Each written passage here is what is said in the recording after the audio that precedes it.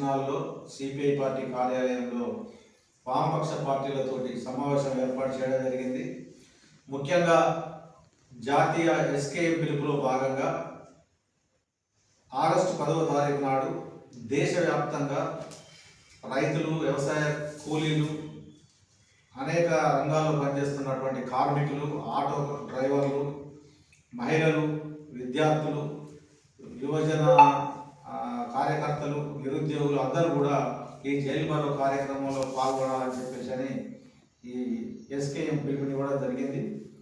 ఈ కార్యక్రమంలో ప్రధానంగా ఇది తీసుకోవడానికి మోడీ ప్రభుత్వం అనుసరిస్తున్న రైతు వ్యతిరేక విధానాలు, వ్యవసాయ కార్మికులకు సంబంధించినటువంటి వ్యవసాయ ఉపాధి హామీ చట్టాన్ని రద్దు చేసి బీబీజీవీ రామ్ చట్టాన్ని తీసుకొచ్చి ఆ చట్టాన్ని నిర్వీర్యం చేస్తూ రాష్ట్రాలపై 40% భారాలు మోపి క్రమంగా చట్టాన్ని రద్దు చేసే యోచన ప్రభుత్వానికి ఉన్నదనేది స్పష్టమైంది.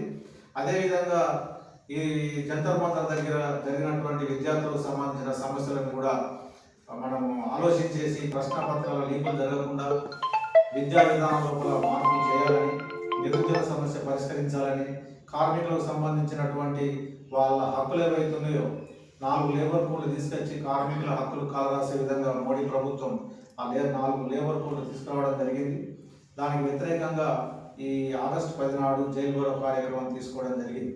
దీనికి అన్ని వామపక్ష పార్టీలు, అన్ని సంఘాలు కూడా పాల్గొనాలని చెప్పేసి, అదేవిధంగా తెలంగాణ రాష్ట్రం లోపల సోమవారం ఆగస్టు 10 బోనాల పండుగ కాబట్టి తెలంగాణ ప్రభుత్వం దాన్ని సెలవు దినంగా ప్రకటించింది. మిగతా రాష్ట్రాల లోపల దేశవ్యాప్తంగా ఈ కార్యక్రమం జరుగుతుంది.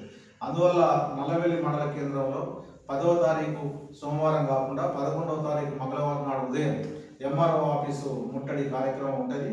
ఆ సందర్భంగా అనేక మంది యువకులు, వ్యవసాయ కూలీలు, రైతులు, వామపక్ష సంఘాల నాయకులు, కార్యకర్తలు కూడా అందరూ పాల్గొనాలని చెప్పేసి ఈ విజ్ఞప్తి చేయడం జరుగుతుంది.